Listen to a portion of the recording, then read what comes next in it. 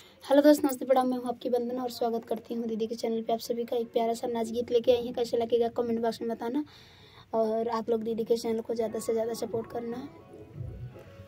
सुंदर नारी गगरिया भरब कैसे, सुंदर नारी गगरिया भरब कैसे, वही रे कुवनवा पे ससुर के डेरा, वही रे कुवनवा पे ससुर के डेरा, बिना काढ़े घूघटवा भरब कैसे, बिना काढ़े घूघटवा भरब कैसे, सुंदर नारी गगरिया भरब कैसे, सुंदर नारी गगरिया भरब कैसे, वही रे कुवनवा पे भसुर के डेरा, वही रे कुवनवा पे भसुर के डेरा, बिना छुए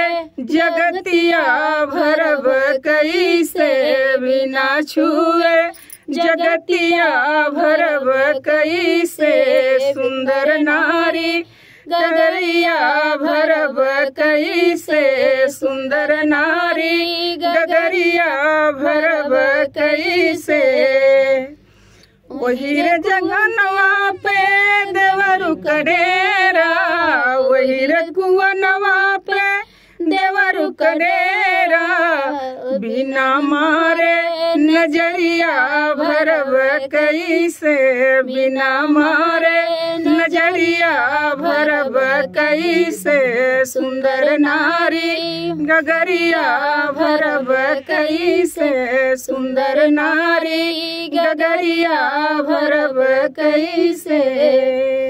तो फ्रेंड, गीत कैसा लगा कमेंट में बताना और दीदी के चैनल को ज़्यादा से ज़्यादा सपोर्ट करना, अपना प्यार दुलार देना। बहुत बहुत धन्यवाद आप सबका।